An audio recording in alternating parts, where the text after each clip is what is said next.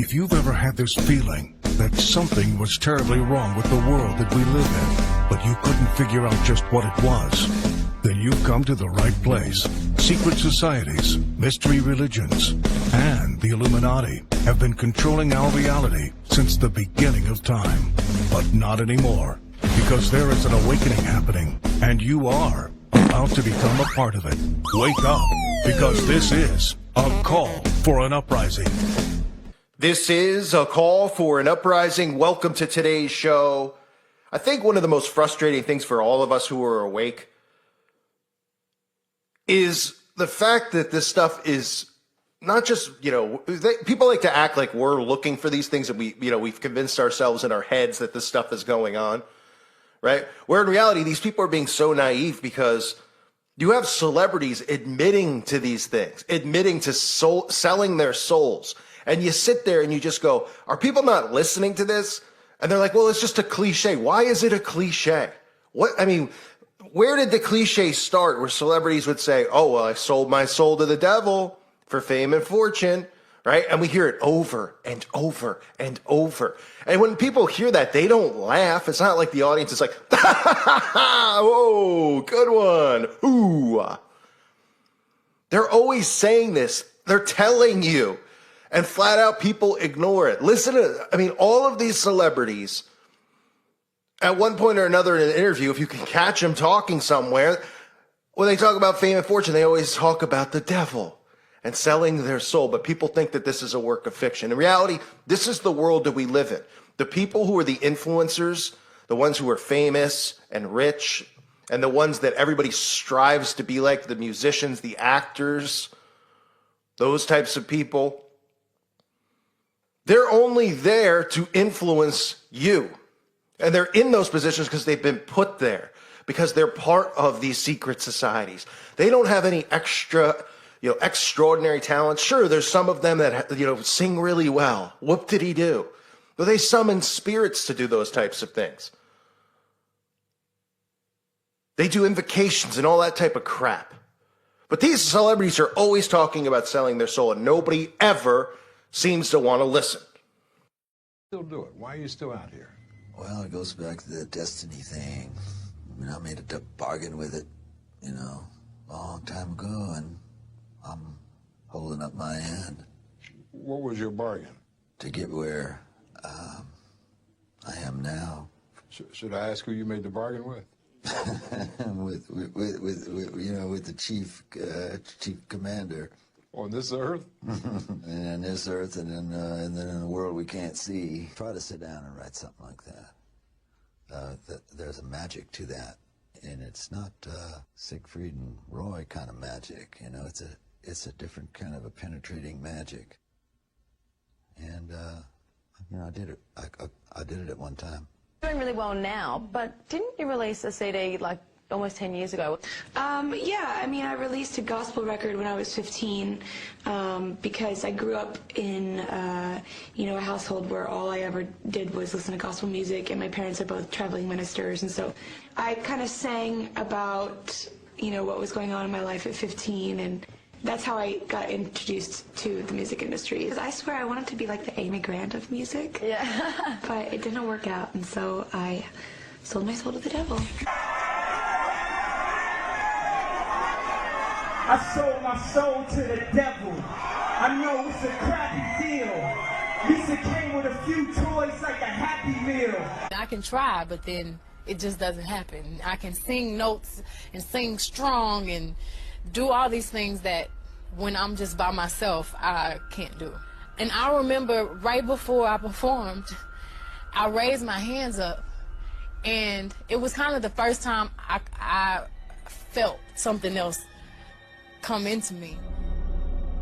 I don't want to blame him. I ask him to leave, but he can't. He's here for a reason. People have brought him out. People conjured him up. Now he won't leave.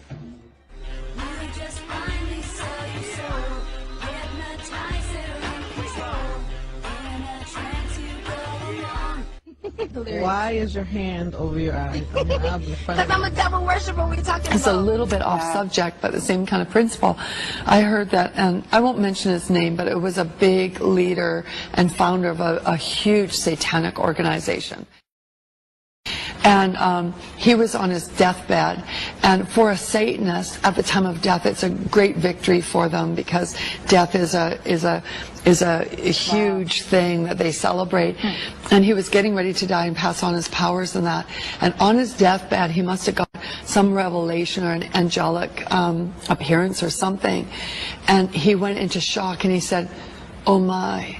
Oh my, what have I done?" He said, "There's something very wrong. There's something very wrong.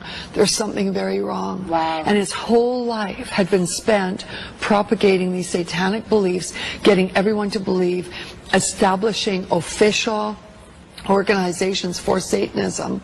And then at the end of his life, he gets this light that comes to him, and everything that he built, he realized was. I was like, now I have to do something pretty ridiculous and insane with my life. So why not sell my soul and go on Jersey Shore? The battle with the devil comes in many forms, and it's waged on many front lines. We've seen the harrowing journeys of exorcism and deliverance ministry. We've taken a deeper look at the Amityville horror. Now, did the devil make you do it? Can an obsession with Satan wreck lives and drive people to kill? It was a gruesome crime. 15-year-old Elise Paler was lured into a grove of eucalyptus trees by 3 teenage boys in 1995. They bound her neck with a belt, stabbed her repeatedly, and then raped her. Her body might never have been found if one of them, Royce Casey, hadn't come forward. He said she was a blonde-haired, blue-eyed virgin, and they were offering her as a sacrifice to the devil. The boys were part of a death metal band and thought that Satan could make their music better. Casey said it was an idea they'd gotten from Altar of Sacrifice, a song by the heavy metal band Slayer.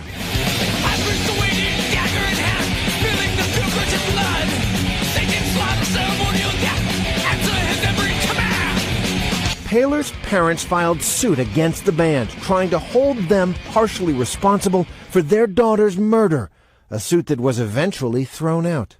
But for many believers, heavy metal remains inextricably tied to the devil, a kind of doorway or portal, like Ouija boards, witchcraft, or other occult practices that can invite the forces of darkness into a person's life.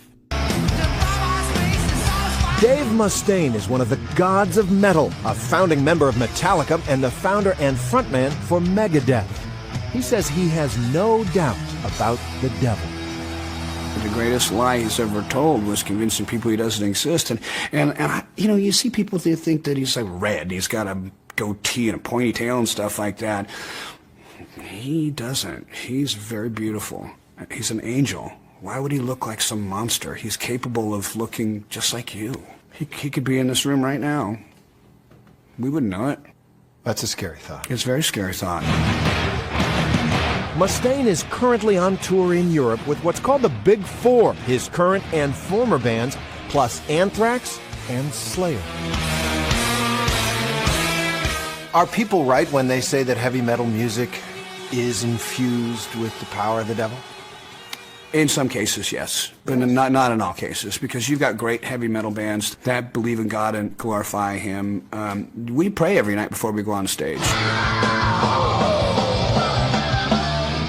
That sounds great. For a 50-year-old, you happy with it? 50-year-old man, I feel pretty damn good. He shows me a chord progression called the tritone, also known as the Devil's Interval. The Devil's Tritone is made up of these 3 notes, and this note right here drops down 1. So it goes. So listen to the difference. It just sounds evil, doesn't it? It sounds darker.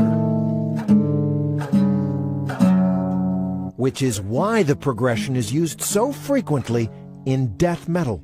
Mustaine says he is a Christian now, but wasn't always. My mom was a Jehovah's Witness. I was brought up as a witness, and I revolted into the witchcraft because I hated going out and knocking on people's doors. Yes, witchcraft. As a teenager, Mustaine says, he cast 2 hexes.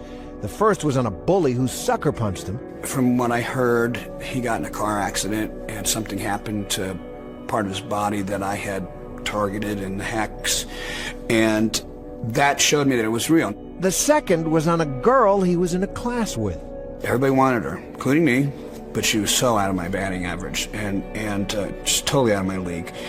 And I did it, and the next day she was in my apartment. You were convinced that these hexes, spells that you were casting, worked. I was, and I do believe in the dark side. Most people think that, black magic and witchcraft and stuff like that isn't real or it doesn't work, and I know that it works. Mustaine's fascination with the occult continued into his adulthood. I was doing a lot of blood packs with people. This is before we found out about AIDS. It was real simple stuff where you cut your thumb and you rub it with somebody else and you become blood brothers. I don't want to make a spiritual covenant and mixing my life with somebody else who I don't know who they are or how they are. The Bible said that blood is life. And like so many people we have met, Mustaine believes that he opened the door to demonic forces, which had a profound impact on his life. Was your abuse of alcohol related to the satanic influences that you'd been dabbling in? I'll say this. Every time I drank, I did not always do activities that were satanic, but any time I had been doing anything that was satanic, I had been drinking. So Does that make sense? Yes, it does. There was a relationship then. Absolutely. There are some songs Mustaine will no longer sing. Like Megadeth's cover of the Sex Pistols' Anarchy in the UK. And he says he believes he's better for it. I think that I'm more dangerous now that I've become a Christian than I ever was before when I was trying to go the opposite route, because I'm armed with the truth now.